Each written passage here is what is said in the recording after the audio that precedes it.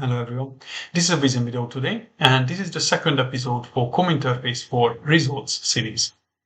In the previous episode, I showed you how to use CSV and Excel files with Python and Vissim, basically the basic file operations, how to connect the two together.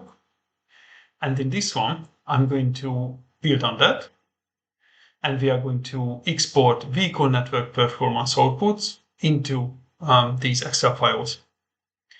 I'm going to use only CSV file extension today because I think CSV files works more efficiently, faster.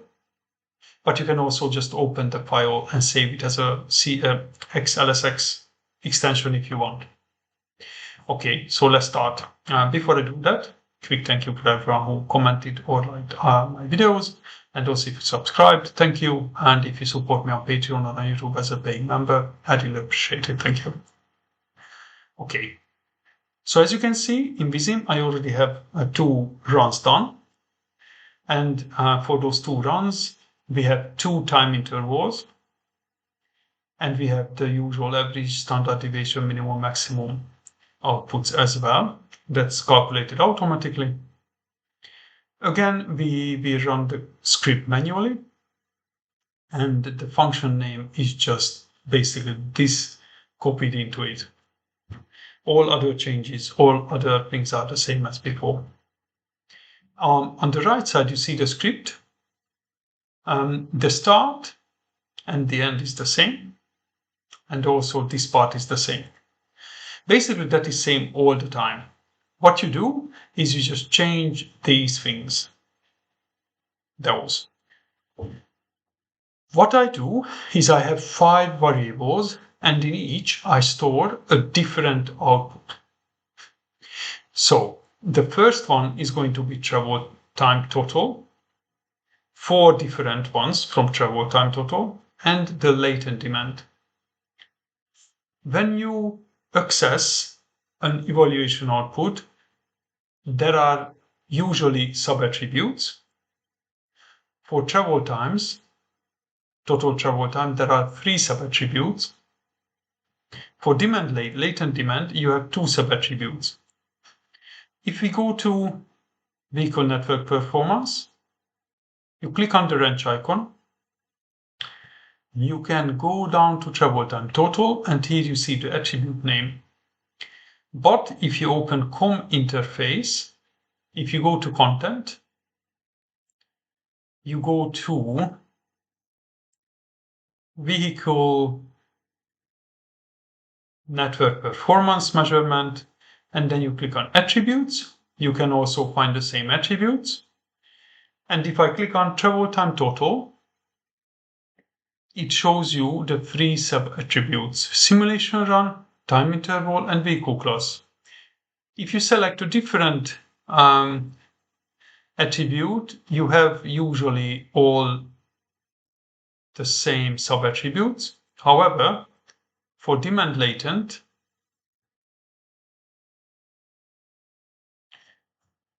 you only have 2 sub-attributes, the simulation run and time interval, because here car different vehicle classes wouldn't make difference. Okay. So when you access this vehicle network performance measurement, again, if I just go back to into the COM help, you can click on this referenced by, and this will show you that it is within the network. So that's why it is vissim.net.vehicle network performance measurement. And within that, we use @value because we want an attribute value. And here in attribute value, we need to use a string. So in brackets, we are going to just write the attribute name. And that attribute name needs to include all 3 sub-attributes. So again, the first is the simulation run, the second time interval, and the third is the vehicle class. If you go to the Vissim COM help, the PDF, in that one you can see how you need to reference these.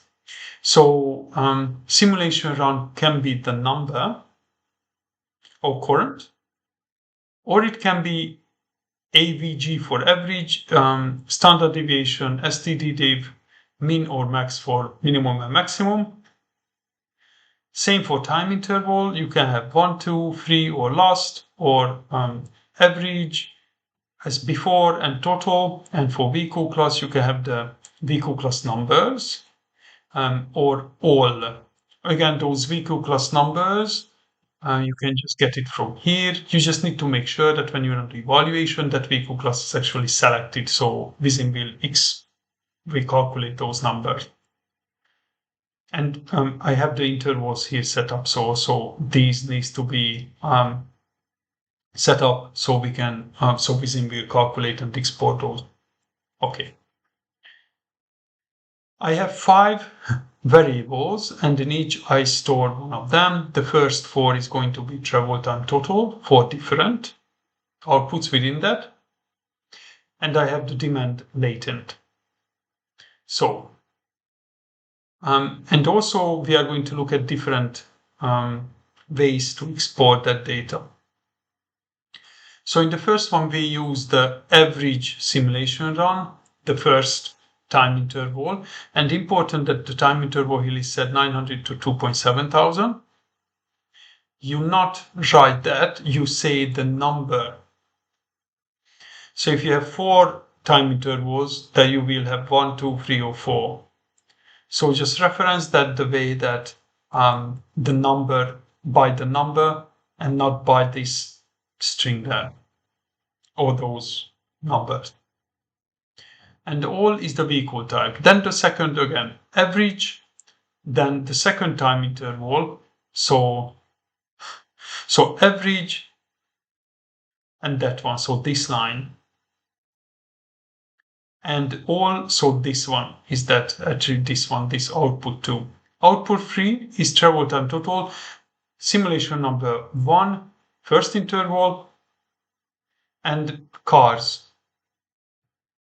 So that is this one, if I don't mistake. Then maximum. So you can also export these, maximum, first, and all. And at last but not least, the demand latent, average, and 2. So the average and the second time interval and this number. Okay.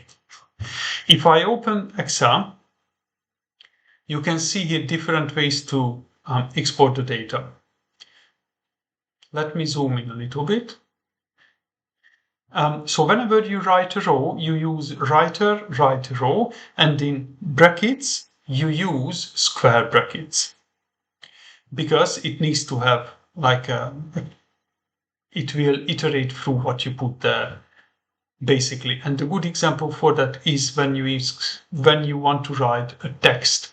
So when it's a text, say let's say hello, and you use the square brackets, and again, since it's a string, I use these brackets as well to identify it as a string. So in square brackets, so if you want to, let's just go back again one step. So empty line is just an empty square bracket. So that is your empty line there. Next row is hello, but in square brackets, so properly. So in one cell, you will have the whole hello. If you skip the brackets, Python will basically iterate through the whole string. So in each cell you will have H, E, L, L, O. So that's why it needs to be in these brackets because it will iterate. Then let's write an actual output. Yeah. So output 1 is one of the travel time. So that's output 1 in brackets, but without these ones. And that is written there. Later videos we can look into formatting, but that's purely Python. So that has nothing to do with Vissim. You can just look up a Python support or anything. I might do a video about that later.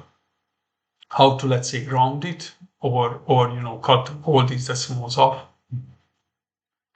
Then, if you want to make it a bit more meaningful, you can have these brackets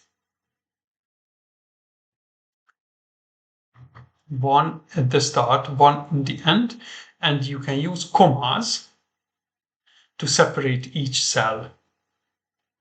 And so as you can see here, I have travel time results are in these brackets. So that goes to my first cell.